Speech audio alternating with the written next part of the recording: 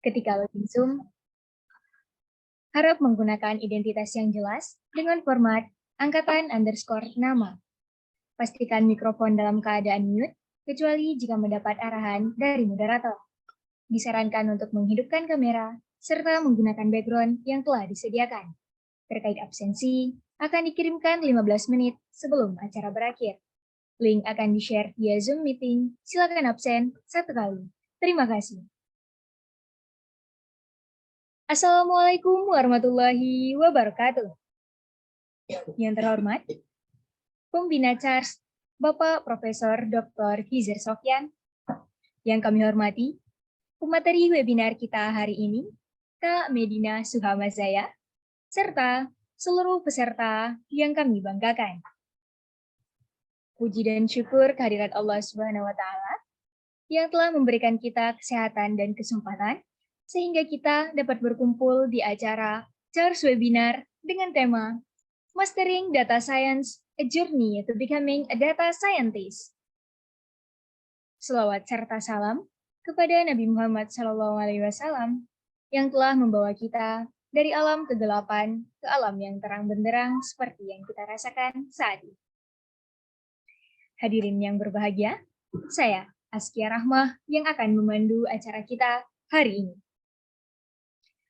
Para peserta yang kami banggakan diharapkan untuk mengikuti pelatihan dengan serius, karena nantinya akan ada link pengumpulan resume yang akan dibagikan oleh panitia dan akan mendapatkan door prize untuk resume terbaik. Baiklah, untuk mengawali acara kita hari ini, marilah kita dengarkan kata sambutan oleh Pembina CHARS, Bapak Hizir Sofyan. Kepada Bapak, kami persilakan. Baik, terima kasih. Assalamualaikum warahmatullahi wabarakatuh. Dapat dengar suara saya? Terdengar. Oke, baik. Terima kasih. Puji syukur kita panjatkan kepada Allah Subhanahu wa Ta'ala pada pagi hari ini kita dapat berhadir dalam rangka kita ingin mendengarkan paparan atau motivasi dari Kak Medina Suhamazaya terkait bagaimana untuk menjadi data scientist. Dan tak lupa tentunya salawat dan salam senantiasa kita sanjung sajikan keharibaan Nabi besar Muhammad SAW. Yang kami hormati Medina Suhamazaya, Kak Medina, yang menjadi pemateri hari ini, yang tentunya kami sangat bangga bahwa dapat memberikan motivasi kepada adik-adik apa-apa saja yang harus mereka persiapkan selama studi dan nantinya ketika selesai studi dapat berkembang secara lebih baik dimanapun mereka ditempatkan atau di bekerja nantinya. Kemudian para anggota CHAS semuanya, terutama ketua, di sini ada Yolanda dan tim para pengurus dan juga para anggota. Harapan saya ini ketika meeting seperti ini supaya lebih semangat kita semua, mohon wajahnya itu tampil gitu ya.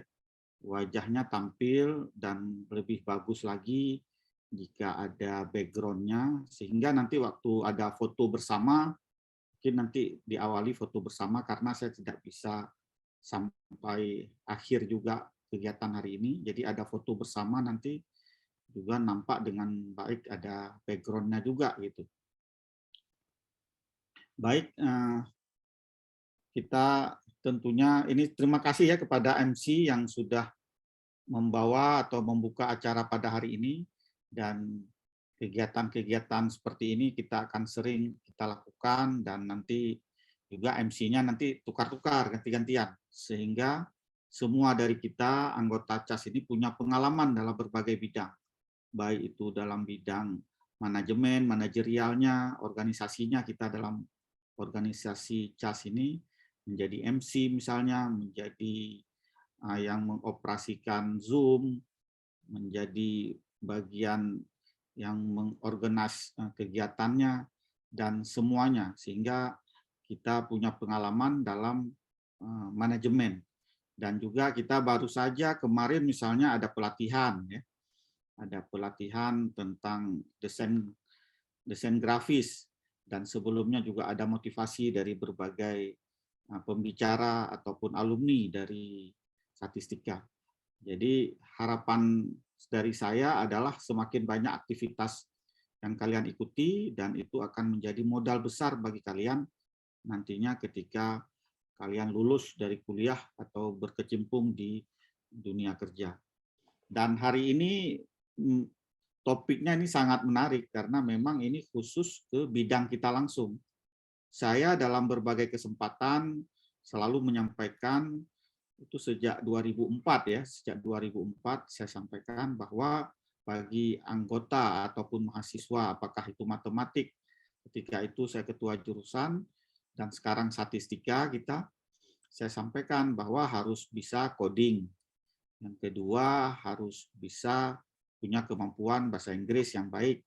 Yang ketiga, ikut organisasi. Jadi 3 hal itu selalu saya sampaikan. Itu sejak 2004. Dan semenjak Mas Nadiem Makarim jadi menteri tahun 2019, beliau menyampaikan ada 5 hal paling tidak yang harus dikuasai dengan baik. Termasuk coding, malahan beliau menambahkan juga statistika, jadi data science. Selain itu ada psikologi, ada komunikasi, dan juga yang paling penting semuanya adalah bahasa Inggris. Jadi itu 5 hal yang disampaikan oleh Mas Nadiem Makarim, Mas Menteri kita, semenjak beliau jadi menteri pada tahun 2019. Jadi coding itu sangat penting, tambah statistika beliau sampaikan. Tapi kalau statistika kan kita memang udah ya core kita di bidang statistika. 2 hal lain lagi yaitu komunikasi. Di sini maksudnya bagaimana kita berkomunikasi, berhubungan dengan orang lain sehingga keinginan yang kita ingin sampaikan bisa diterima dengan baik. Dan juga beliau menyampaikan tentang psikologi. Jadi bagaimana kita merancang sesuatu apps, sesuatu benda yang bisa diterima oleh banyak orang. Itulah perlunya ilmu psikologi, mengetahui basic needs dari manusia itu sendiri.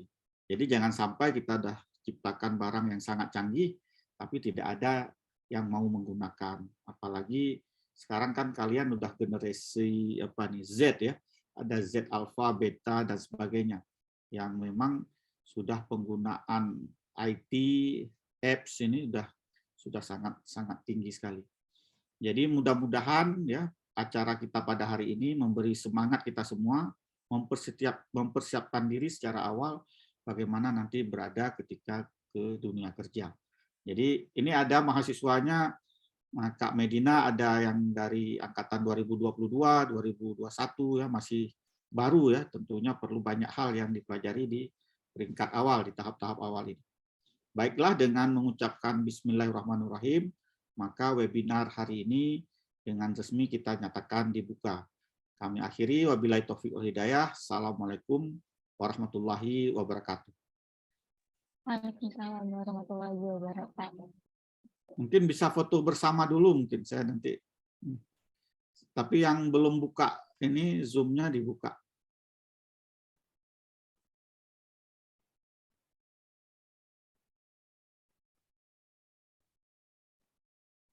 Diharapkan kepada seluruh peserta untuk dapat menghidupkan kamera karena kita akan melakukan sesi foto bersama.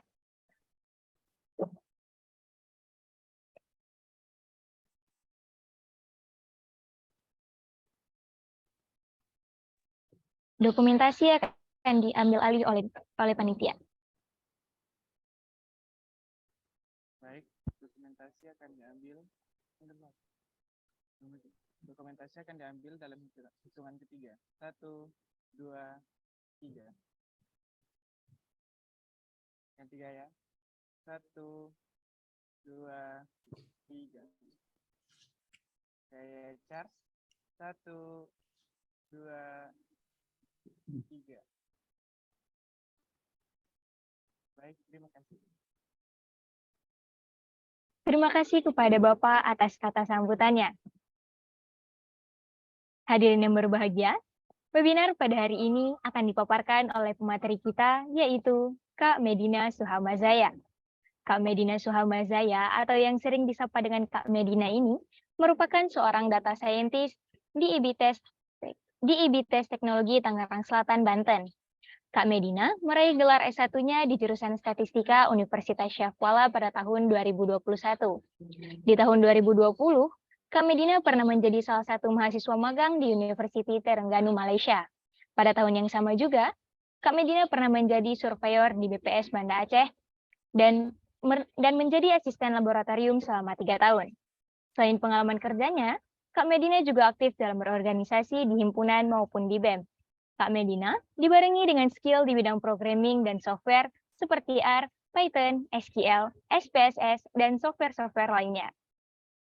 Baik, langsung saja kita sapa pematerinya terlebih dahulu. Halo Kak Medina, gimana nih Kak kabarnya? Halo, terdengar kan suaranya ya? Terdengar Kak? Baik, Alhamdulillah. Alhamdulillah. Apakah Kakak udah siap nih untuk memaparkan materinya Kak untuk hari ini? Siap dong, tentunya siap. Oke, langsung saja kita masuk ke sesi pemaparan. Kepada Kak Medina, dipersilakan untuk memaparkan materinya. Oke, ini share screen-nya dari kalian aja berarti ya? Ya, boleh. Minta bantu untuk koordinasi. Oke, aku buka aja ya. Assalamualaikum warahmatullahi wabarakatuh. Puji syukur kehadirat Allah Subhanahu wa Ta'ala atas segala karunia-Nya sehingga kita dapat berkumpul bersama menghadiri seminar pada pagi hari ini. Yang terhormat kepada Bapak Profesor Dr. Hizir Sofyan selaku pembina CHARS, yang terhormat kepada teman-teman semua yang telah menghadiri seminar pada pagi hari ini, serta panitia pelaksana. Terima kasih sebelumnya. Saya ingin mengucapkan banyak terima kasih karena telah mengundang saya sebagai pengisi pemateri pada seminar pada hari ini. Sebenarnya konteksnya itu lebih ke kita sharing-sharing aja seputar pengetahuan dan pengalaman saya yang saat ini bekerja di salah satu perusahaan IT di bidang artificial intelligence dan big data sebagai data scientist. Semoga bisa bermanfaat bagi teman-teman semua. Oke, bisa minta tolong untuk di-share screen PPT-nya.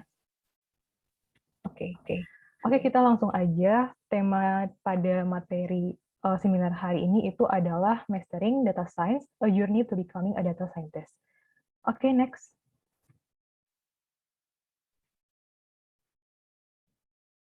Maaf, Pak, sebentar.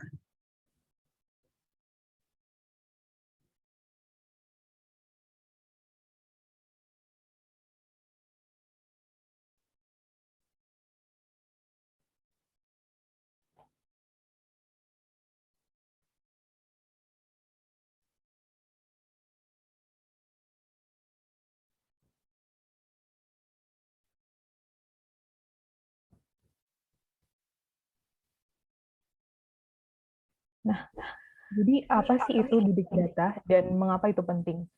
Jadi di era digital saat ini, sebuah informasi atau data itu menjadi salah satu aset yang sangat penting dalam pengambilan keputusan, di mana kemunculan dari sekumpulan data besar ini atau dapat dikatakan sebagai big data ini menjadi sebuah kebutuhan dari sumber daya untuk menganalisis sekumpulan dari data besar ini, di mana karena semakin banyaknya eksistensi dan perkembangan perusahaan yang membutuhkan suatu data yang untuk dianalisa, semakin meningkat juga sumber daya yang diperlukan. Jadi tak heran jika permintaan akan pekerjaan dari data scientist ini juga akan meningkat,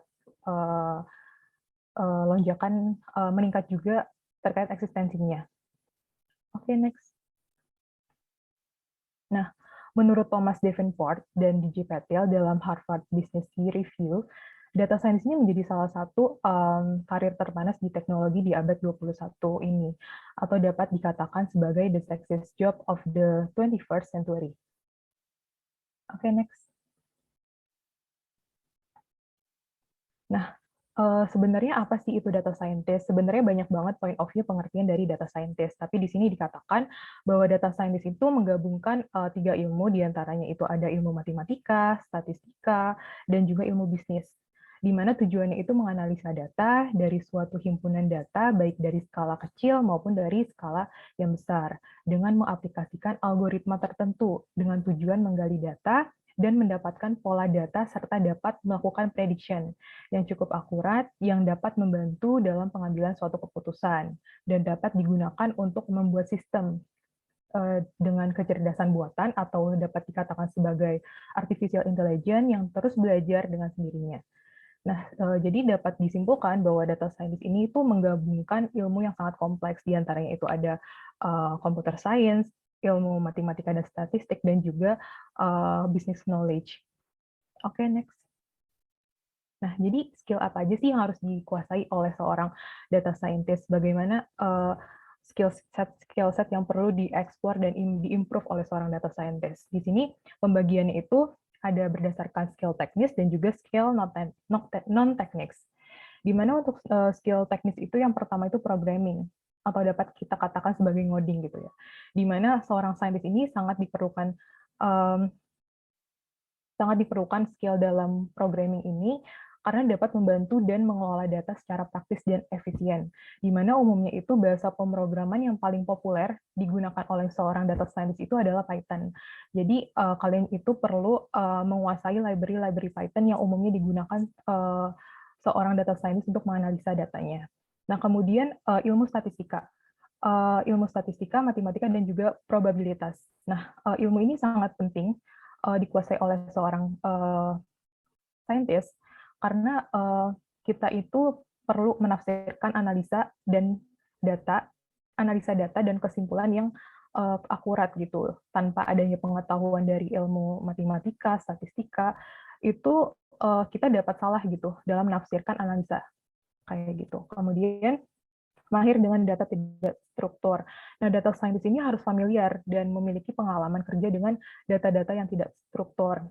Saya punya pengalaman pernah mengekstraksi salah satu database di salah satu perusahaan BUMN di bidang pelayaran, itu di ASDP. Jadi stakeholder dan user mereka itu kebutuhannya itu adalah ingin mengekspor dari data-data tersebut. Nah, seorang data scientist tuh ngapain sih gitu kan? Yang pertama itu kalian tuh harus mengidentifikasi dulu data-data anomali atau data-data sampah gitu yang tidak diperlukan. Nah, itu perlu dilakukan dropping, kemudian disitulah proses pembersihan data kayak gitu. Nah, jadi secara tidak langsung kita juga harus memahami datanya, struktur datanya juga seperti itu. Nah, kemudian machine learning. Machine learning ini digunakan sebagai pemodelan dalam suatu analisa kayak gitu. Di mana machine learning ini kan ada dua pendekatan gitu. Ada pendekatan unsupervised learning sama supervised learning. Nah, itu nanti akan kita bahas di slide berikutnya. Nah, kemudian visualisasi data. Nah, seorang data scientist ini harus paham nih kira-kira model-model visualisasi itu ada apa aja. Nah, itu juga harus kita tahu fungsinya seperti apa. Misalnya ingin mengetahui pola distribusi data, nah itu cocoknya pakai apa? Pakai histogram. Atau misalnya ingin mendeteksi adanya outlier dari data, itu bagusnya pakai box plot, seperti itu. Nah, kemudian data wrangling. Data wrangling ini adalah kegiatan yang meliputi proses pengumpulan, memilih, dan mengubah data ke dalam format yang lebih rapi agar lebih mudah dibaca. Nah, data wrangling ini bisa dikatakan sebagai proses pembersihan data atau seleksi data, kayak gitu. Nah, kemudian mahir dalam mengoperasikan tools data analytics.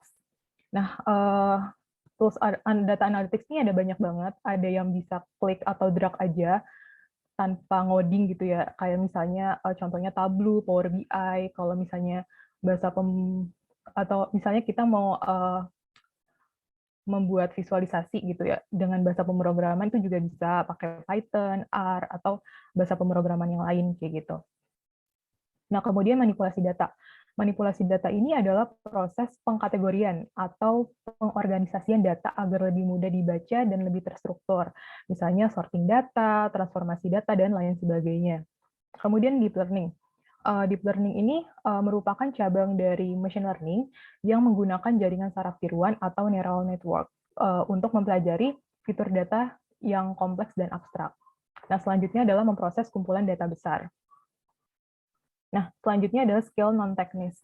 Yang pertama itu komunikasi. Sebenarnya dari semua bidang profesi gitu ya, komunikasi ini memang perlu gitu dikuasai oleh setiap individu kayak gitu. Tapi peran komunikasi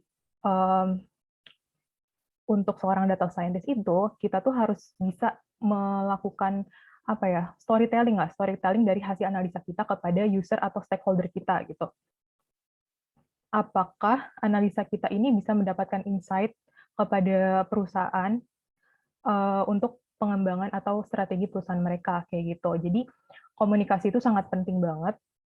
Apalagi kita harus menyampaikan hasil analisa kita yang sangat teknis banget itu bisa kita sampaikan kepada user atau stakeholder itu secara non teknis kayak gitu. Nah, kemudian ketajaman bisnis. Nah, data scientist ini perlu banget paham dengan ilmu bisnis. Kita harus tahu bagaimana peluang kira-kira dengan melakukan analisa atau prediktif ini, apa yang kita mau lihat gitu, insight apa yang bisa kita berikan kepada perusahaan kayak gitu. Jadi seputar ilmu bisnis dan bisnis intelligence tuh secara nggak langsung harus kita kuasai kayak gitu. Nah, kemudian intuisi data atau kepekaan data ya. Data scientist itu harus peka terhadap data gitu. Misalnya ketika kita dihadapkan dengan data, kita tuh harus paham kira-kira jenis data dan struktur datanya itu cocok untuk dilakukan pemodelan seperti apa ya, kayak gitu. Jadi udah ada gambaran gitu, kira-kira data ini akan dilakukan pemodelan seperti apa. Memang prosesnya itu akan selalu trial and error gitu. Tapi setidaknya kita harus paham model-model seperti apa yang bisa digunakan untuk struktur data seperti ini, kayak gitu. Dan selanjutnya itu menurutku yang paling penting itu adalah kreativitas sama problem solving. Kenapa? Kenapa kreativitas itu sangat penting gitu ya buat data scientist? Karena data scientist ini nggak cuman kayak pakai pemodelan gitu, pemodelan dari machine learning gitu. Habis itu tinggal di running, habis itu selesai gitu analisanya. Tapi nggak ada juga misalnya kayak case, aku pernah kayak ngerjain suatu project. Ini sama juga perusahaan BUMN ini. Jadi project-nya itu adalah kita menganalisa customer profiling gitu, customer profiling dari transaksi penjualan tiket kapal gitu. Nah, itu kita harus identifikasi tuh kira-kira kira-kira ini pemesan ini tuh dia agen, calo atau real customer kayak gitu. Nah, itu kita dengan database yang tidak terstruktur tadi, itu kita harus tahu, kita harus identifikasi kayak kira-kira pakai atribut apa ya kira-kira yang bisa menunjang untuk analisa customer profiling ini. Misalnya dia pakai nick gitu kan. Nick itu misalnya bisa diidentifikasi dari jenis kelaminnya gitu, dari digit angka nick-nya itu. Misalnya kalau misalnya dari inputan jenis kelaminnya aja udah salah gitu, sama kita compare sama nick dari KTP-nya itu udah nggak salah, itu berarti bisa kita asumsikan bahwa itu adalah calo gitu, atau misalnya dia itu transaksinya tuh berulang terus gitu, tapi dia ternyata identitasnya itu sesuai gitu sama nick dan lain sebagainya, itu bisa kita asumsikan bahwa itu adalah agen kayak gitu. Atau misalnya real customer mungkin dia nggak transaksinya nggak berulang kayak gitu. Jadi itu benar-benar kayak kita bikin rule base dan itu tanpa adanya kayak machine learning kayak gitu. Jadi kayak benar-benar kreativitas tuh benar-benar diasah banget. Dan logik kalian tuh harus jalan banget kayak gitu. Terus problem solving. Nah, problem solving ini karena big data itu datanya tuh tidak ideal gitu ya.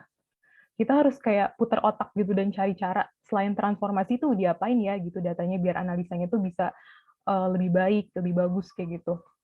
Jadi itu benar-benar kayak kita pasti ada di fase struggle juga, kayak stressful juga ada gitu. Tapi itu kayak ter-challenge aja gitu sebenarnya kayak gitu. Oke, next. Nah, mungkin dari komponen tadi itu bisa disimpulkan bahwa data scientist itu yang perlu dikuasai itu ada programming, terus struktur data juga, terus ilmu statistik dan probabilitas, terus pemodelan machine learning, terus kemudian big data juga, kemudian juga mendevelop model atau tools kayak gitu. Oke, next. Nah, di sini kita akan bahas learning path dari data scientist, tapi mungkin yang akan aku bahas itu adalah dari step 1 sampai 6. Karena untuk step 7 sama 8 itu aku belum pernah masuk ke project terkait deep learning atau NLP ya. Yang pertama itu ada programming, kemudian ada data preparation, kemudian ada data cleaning, selanjutnya ada analisis dan visualisasi data, yang kelima ada ilmu matematika, dan yang keenam adalah machine learning. Oke, next. Nah, kita akan bahas learning path yang pertama. Yang pertama itu adalah programming Python.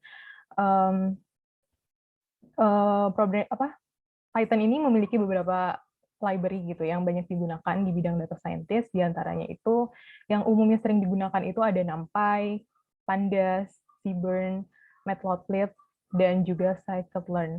Di mana kalau NumPy ini adalah library numerik pada Python yang akan membantu kita dalam melakukan operasi numerik pada Python. Di mana library ini banyak digunakan untuk aljabar matriks atau yang berhubungan dengan vektor dan matriks. Kayak gitu. Kemudian Pandas. Pandas ini adalah library Python yang dibangun di atas NumPy untuk analisa data seperti cleansing data dan pre-processing data yang lebih cepat gitu. Jadi di mana library ini membantu memuat kumpulan data, membersihkan kumpulan data, dan membuat data frame lebih mudah. Nah, kemudian untuk visualisasi data ini, Python ini memiliki dua library yang sangat canggih, yaitu ada Matplotlib dan juga Seaborn, di mana kedua library ini digunakan untuk membuat visualisasi statis yang animatif dan interaktif, serta plot dan grafik yang cantik. Gitu. Nah, dan yang selanjutnya itu adalah scikit-learn, di mana scikit-learn ini digunakan untuk pemodelan dalam algoritma machine learning. Oke, next. Selanjutnya ada data preparation. Nah, di sini kita bagi menjadi dua, diantaranya itu ada data cleaning dan juga data transformation. Nah, data cleaning ini adalah proses yang menghabiskan banyak waktu, karena di sanalah kita berkutat dengan berbagai skenario yang kompleks. Nah, kenapa begitu? Karena banyak banget struktur data yang tidak sesuai, kemudian atribut yang tidak valid juga, kemudian juga nilai yang hilang ataupun yang terduplikasi, kayak gitu. Kemudian adalah proses transformasi data. Nah, proses ini adalah memodifikasi data dan menempatkan berdasarkan penempatan data yang sesuai. Misalnya bisa dilakukan log 10 dilakukan logkan, atau misalnya square root, atau misalnya dipangkatkan dan lain sebagainya. Oke, next. Nah, kemudian visualisasi data dan analisis. Nah, visualisasi data ini menjadi cara untuk menyajikan data kepada audiens atau stakeholder non-teknis supaya mereka itu tidak kesulitan dalam membaca dan memahami data tersebut. Nah, ini juga memungkinkan para pengambil keputusan dalam memahami konsep sulit atau mengidentifikasi pola baru. Nah, apa aja sih peran-peran visualisasi data? Yang pertama itu mengidentifikasi pola dan tren. Yang kedua itu membuat data lebih mudah dipahami. Yang ketiga itu memberi wawasan atau informasi. Dan yang keempat itu adalah meningkatkan penjualan bisnis. Nah, kemudian apa aja sih jenis-jenis visualisasi data? Yang pertama itu ada chart, tabel, grafik, geospasial atau map, infografis, dan juga dashboard. Nah, di bawah ini ada dashboard, di mana dashboard ini adalah kumpulan dari chart ataupun grafik gitu. Nah, terus tools-tools data analytics ini bisa berdasarkan bahasa pemrograman, seperti contohnya adalah R atau Python, atau bahasa pemrograman yang lain gitu. Kemudian ada Excel, Tableau, Power BI, dan lain sebagainya. Oke, next. Nah, kemudian learning path selanjutnya itu adalah matematika. Di sini dibagi menjadi dua. Yang pertama, matematika dan statistika dasar gitu. Dan yang kedua di sini ada machine learning berdasarkan matematika berdasarkan machine learning. Di mana kalau untuk matematika dan statistika basic, kita seorang data scientist itu harus paham terkait statistika deskriptif seperti penggunaan median, modul, simpangan baku, variasi, kemudian konsep dari pengujian statistika. Nah, selanjutnya matematika berdasarkan machine learning di sini digunakan untuk merancang arsitektur dari machine learning atau deep learning. Kemudian digunakan untuk melakukan perhitungan, evaluasi model machine learning, dan yang terakhir itu ada optimasi algoritma machine learning. Contohnya itu seperti perhitungan kalkulus, integral, turunan, vektor, dan lain sebagainya. Next. Nah, kemudian machine learning. Nah, machine learning ini menjadi salah satu bagian dari artificial intelligence atau kecerdasan buatan yang memungkinkan mesin belajar dari data atau pengalaman masa lalu atau data historis, sehingga tidak perlu diprogram secara manual untuk melakukan seluruh pekerjaan. Untuk tipe machine learning sendiri itu ada dua. Yang pertama itu ada supervised learning, di mana metode dari machine learning ini memberikan sampel data secara berlabel. Kemudian unsupervised learning, ini itu jenis machine learning dengan menggunakan metode memberikan pemodelan kepada data yang tidak berlabel. Oke, next.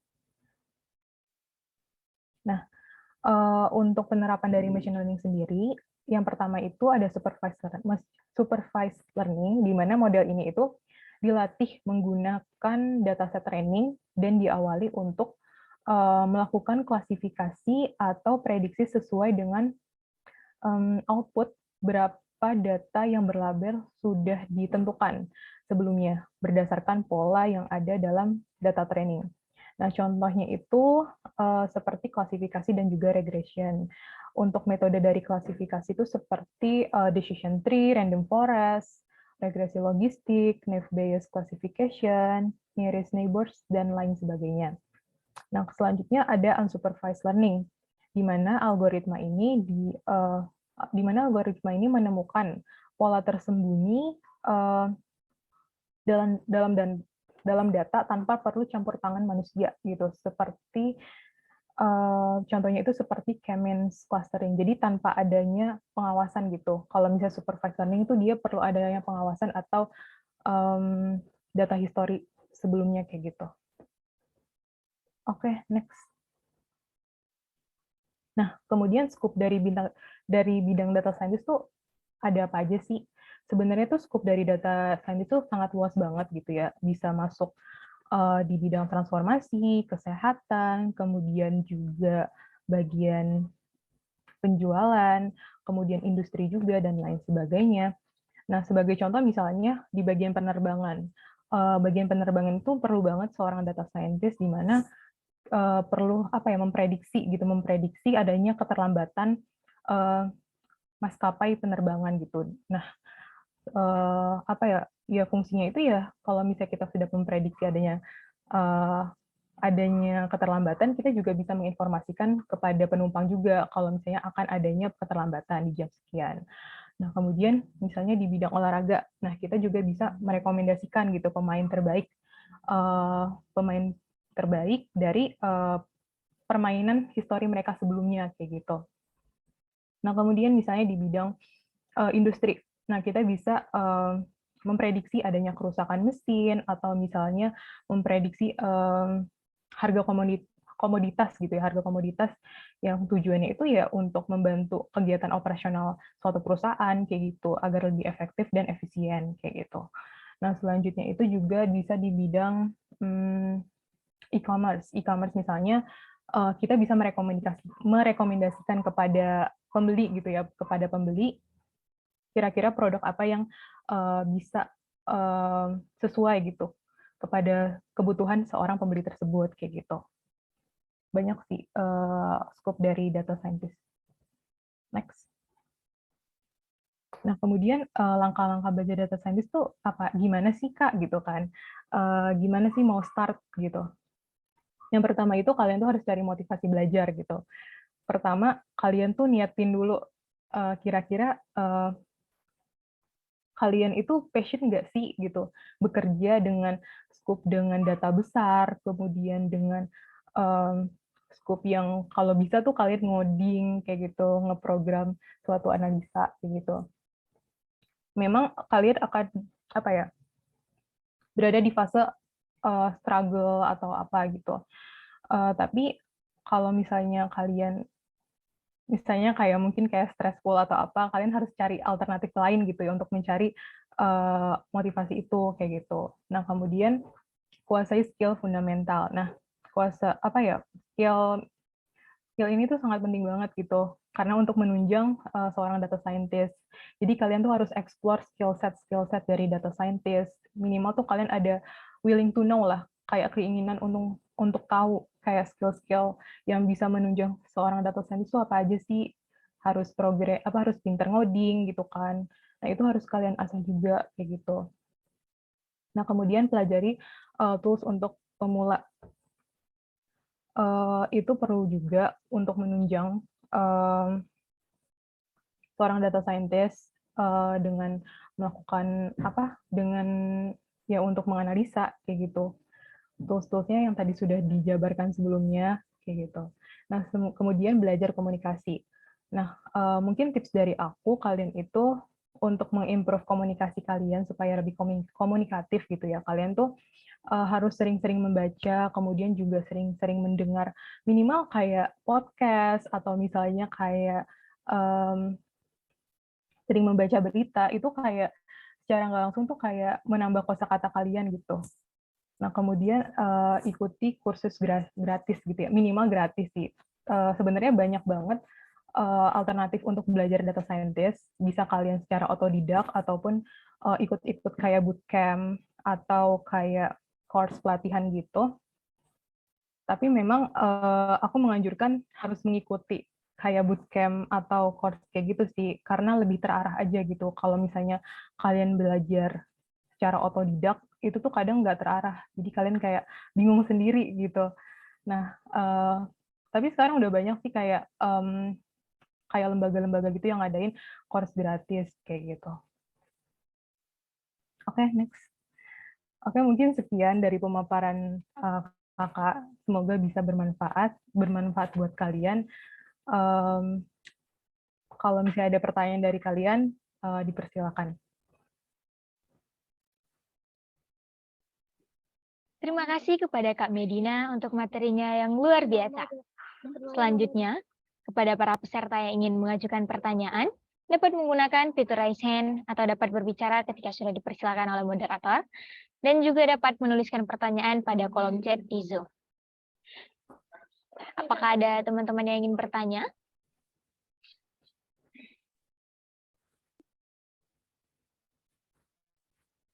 Baik, dipersilakan kepada Kak Rizka Adelia untuk menanyakan. Suara ada terdengar? Sudah. Jadi Kak mau tanya nih Kak, misalkan di data yang kita mau olah itu biasa banyak ada data-data yang kosong. Nah itu Kak, apakah misalkan ada data kosong itu biasa ditangani pakai investasi atau gimana Kak? Oke, bisa langsung dijawab aja. Kalau misalnya ada data-data kosong gitu ya di database kita, itu biasanya sih tergantung sih mau di dropping atau dibuang gitu untuk data-data kosong itu, atau misalnya diisi nilai tapi udah nilainya 0 kayak gitu, buat biar datanya itu lebih rapi aja gitu, kayak gitu. Ada lagi? Kak mau tanya satu lagi Kak. Mungkin boleh tadi nggak Kak, gimana cara Kakak itu bisa lulus jadi data scientist di PT ITS Teknologi itu Kak? Oke. Kenapa bisa gitu ya? Awalnya sih aku startnya itu setelah lulus ya. Sebenarnya tuh salah banget gitu. Setelah sidang aku tuh baru nyari tahu gitu ya seputar pekerjaan yang role kerjanya itu seperti data scientist, data analis kayak gitu. Nah, itu aku baru terjunnya itu setelah sidang. Nah, itu aku kayak pertama sih aku ikut-ikut seminar dulu nih yang banyak yang gratis gitu. Nah, itu kalian bisa baca-baca apa ya kayak informasi-informasi seputar seminar itu bisa dari LinkedIn atau misalnya dari platform yang lain gitu ya. Terus aku penasaran gitu kan ikut-ikut seminar, akhirnya tertarik lah untuk ikut bootcamp-nya. Nah itu aku pun juga bootcamp-nya yang yang nggak mahal banget gitu. Itu aku ikutnya waktu itu di Kilab. Nah, itu aku explore sendiri. Sebenarnya sama teman-teman yang lain juga gitu. Kita setelah sidang kayak nunggu yudisium kayak gitu sama wisuda, itu kita benar-benar belajar explore lah di waktu-waktu itu kayak gitu. Terus awalnya aku juga apa ya, kayak dasar untuk belajar Python aja tuh kayak masih basic banget gitu, kayak baru import data dan lain sebagainya. Tapi pas aku ikut kayak bootcamp dan kayak komunitas gitu, apa ya, aku jadi kayak bisa improve skill set dari mereka gitu. Jadi kayak sebenarnya sih kunci utamanya sih motivasi dari kaliannya dulu gitu. Kalian mau belajar nggak? Atau kayak ada keinginan nggak untuk menggeluti data scientist ini? Pasti kalau misalnya kalian ada niat gitu, pasti ada aja alternatif yang bisa mudah gitu. Apalagi sekarang tuh udah banyak banget yang menyediakan kursus-kursus gratis kayak gitu.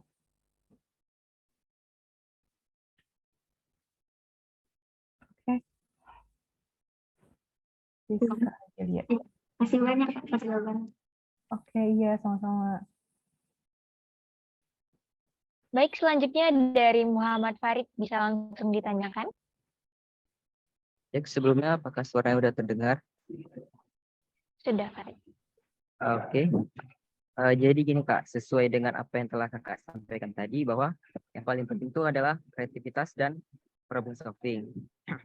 Nah, sesuai dengan pengalaman Kakak nih, apakah setiap model machine learning yang pernah Kakak buat merupakan solusi yang terbaik yang akan Kakak sampaikan kepada stakeholder gitu Kak?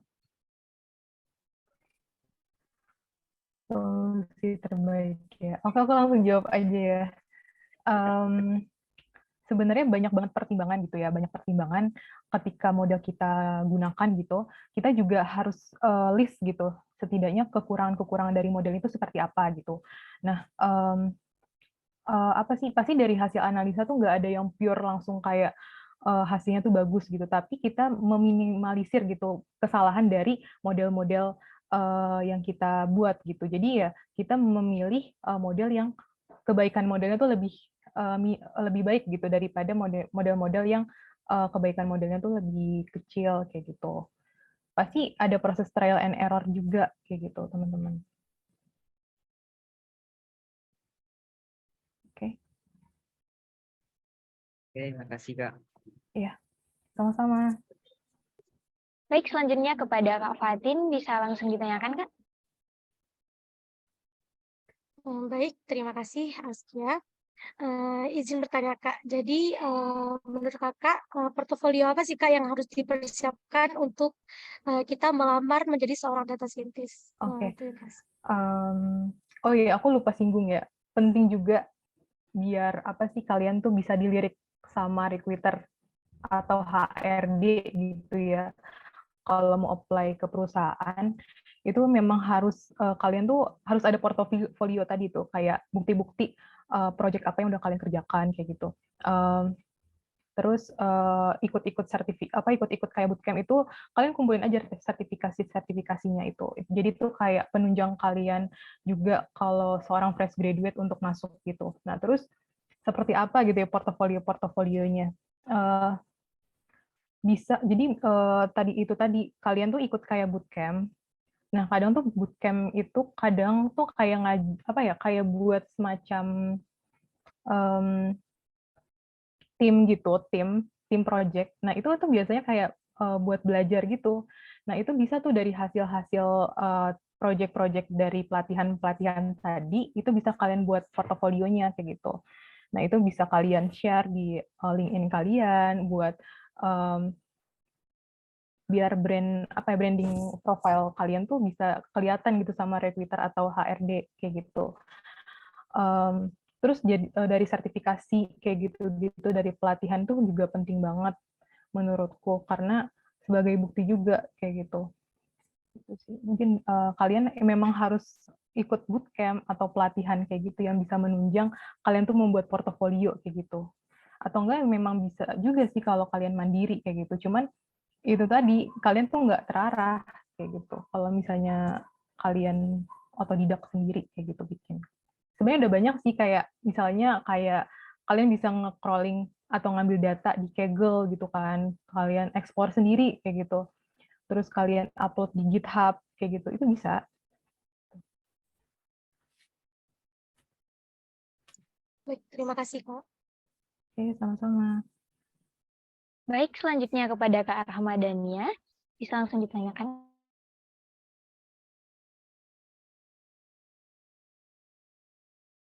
Waktu lamar kerja jadi data scientist, bentuk tes apa aja yang kakak lalui, Kak?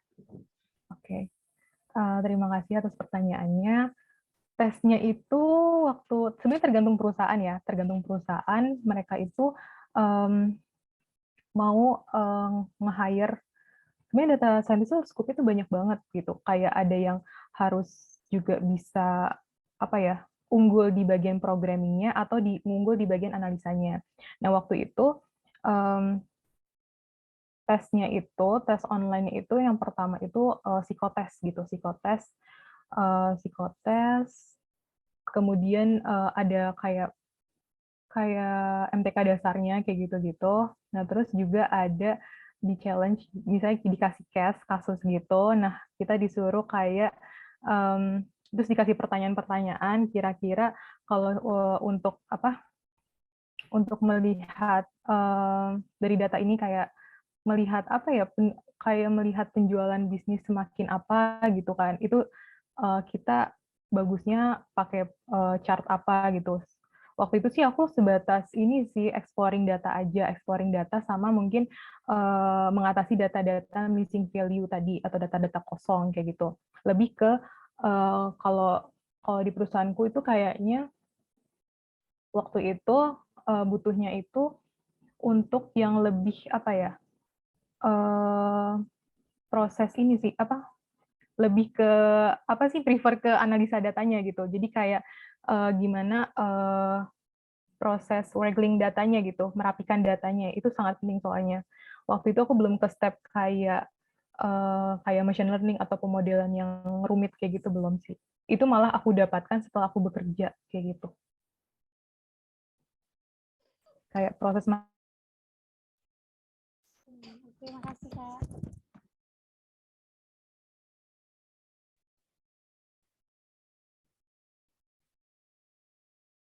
Baik, terima kasih. Apakah ada yang ingin bertanya? Baik, mungkin kepada Muhammad Farid bisa ditanyakan lagi. Izin bertanya lagi, Kak. Sesuai dengan pengalaman Kakak, apa hambatan awal Kakak saat pertama kali menjadi data scientist, Kak? Kenapa? Mohon maaf, bisa diulang, suaranya putus-putus soalnya. Hambatan awal yang pernah Kakak alami gitu ketika pertama kali menjadi seorang data scientist. Jembatan awal. Hambatan, Kak. Oh, hambatan. Apakah itu Belum ya. programan? Oh ya, benar banget, programming. Aku tuh aku belum ini banget sih waktu hambatan aku waktu terjun ke data scientist itu adalah aku susah ngoding. Sumpah, itu aku kayak apa sih, kayak stressful sendiri gitu, walaupun memang secara basic aku tuh paham gitu, tapi kayak logiknya itu kadang aku bingung sendiri kayak gitu. Jadi struggle aku sebenarnya di ngoding gitu, tapi aku lebih kalau di bagian analisa dan kayak kreativitas buat rule based kayak gitu tuh aku lebih unggul gitu, lebih prefer ke situ dibanding aku ngoding. Jadi kayak makanya di tim aku itu kita saling nge-backing gitu loh. Jadi kalau aku lebih unggul, terus temen aku lebih unggul di ngoding, tapi dia analisanya nggak ada. Nah, itu kita saling kerja sama kayak gitu. Itu sih. Tapi memang data science itu harus dituntut pinter ngoding kayak gitu.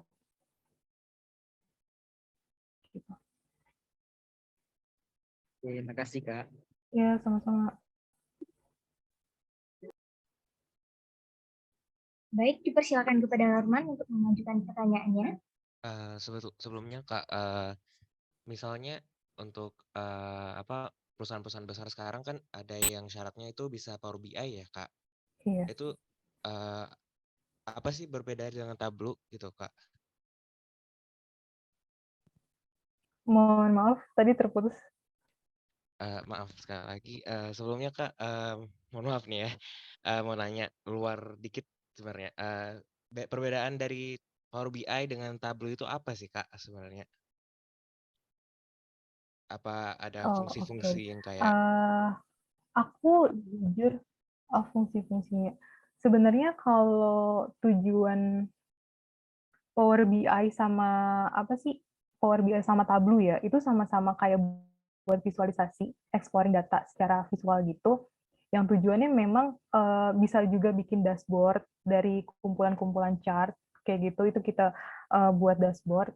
Tapi memang tergantung balik lagi ke perusahaan.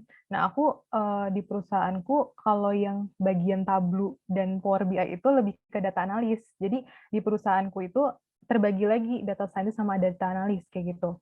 Nah, itu tadi kalian tuh perlu paham juga bedanya data analis sama data scientist kayak gitu. Kalau data analis itu dia tuh lebih kayak menceritakan data gitu. Terus menggali data untuk mendapatkan insight kayak gitu. Kemudian mereka tuh lebih fokus pada analytics function-nya gitu. Jadi kayak itu tadi kayak cuman support ke produk business owner-nya kayak gitu. Dan mereka tuh tools-nya juga sebatas visualisasi atau chart. Tapi aku pernah sih belajar Tableau sama Power BI, tapi cuma sekilas doang, karena aku tuh lebih concern di pemrograman gitu, dengan Python tadi itu. Sama SQL juga, sama SQL. Sedangkan kalau data scientist dia juga sebenarnya irisannya tuh sama kayak data analis.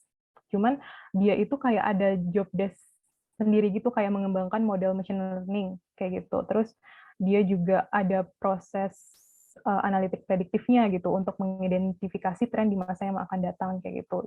Mungkin nanti Norman kalau misalnya penasaran sama Tableau sama Power BI bisa explore sendiri gitu di website atau misalnya di YouTube kayak gitu. Tapi aku pernah kok belajar Tableau sama Power BI dan itu lebih gampang gitu, lebih gampang, nggak perlu ngoding, kayak cuman klik drag doang kayak gitu.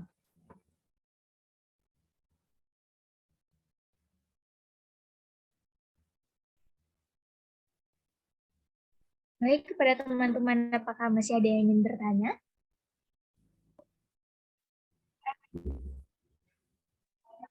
Dari kolom chat, mohon saya baca ya Kak, izin baca.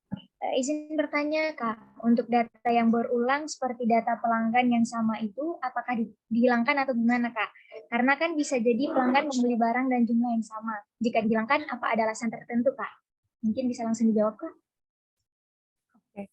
Kalau misalnya ada data yang duplikat, itu biasanya sih proses manipulasi datanya ya perlu di drop gitu, drop duplikat kayak gitu, supaya tidak ada data yang berulang juga, sehingga juga hasil analisanya itu lebih akurat kayak gitu teman-teman.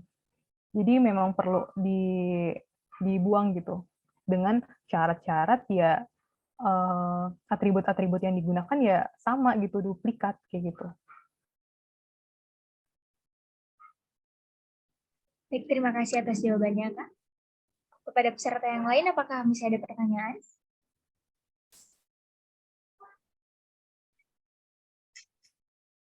Baik, karena sudah tidak ada lagi yang ingin bertanya. Sekali lagi kami ucapkan terima kasih kepada pemateri kita, yaitu Kak Medina.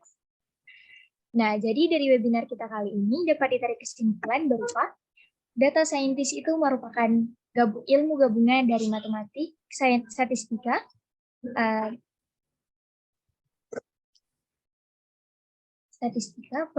programming, IT, computer science atau IT, dan ilmu pengetahuan tentang bisnis. Sehingga seorang data scientist harus memiliki skill berupa skill teknis dan skill non-teknis yang berupa programming, statistika, mahir dengan data tidak terstruktur, komunikasi, ketegaman bisnis, serta intuisi data. Dan untuk learning path-nya sendiri, seorang data scientist harus paham tentang programming Python, dan data preparation, data cleaning, analisis dan visualisasi data, matematika, machine learning, dan selanjutnya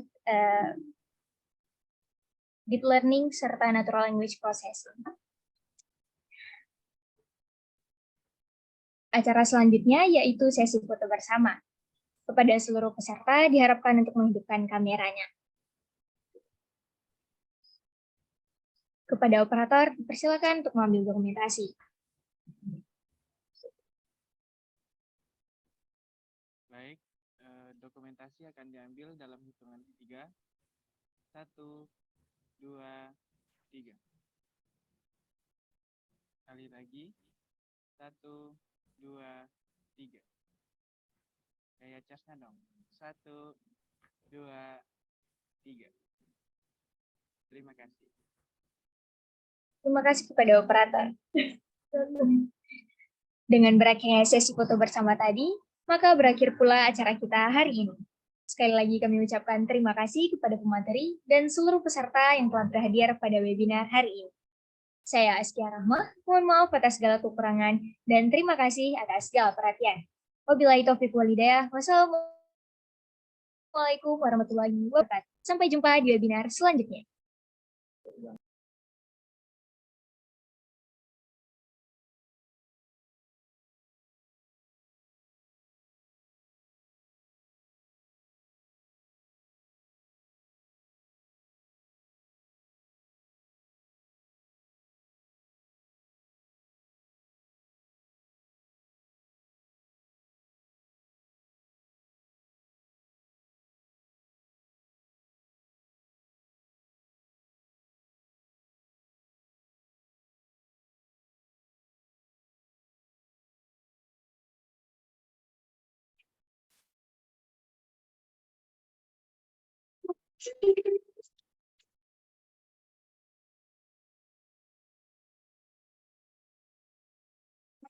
Habis banyak.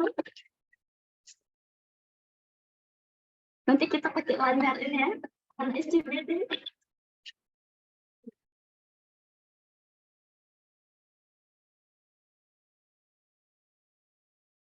Del, OTW terus, Del. Jam 11.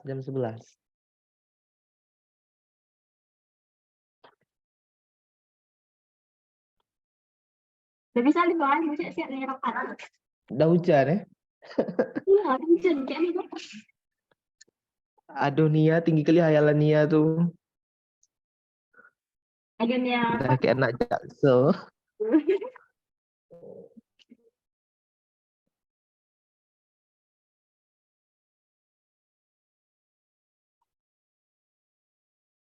Udah ya guys, thank you. Assalamualaikum.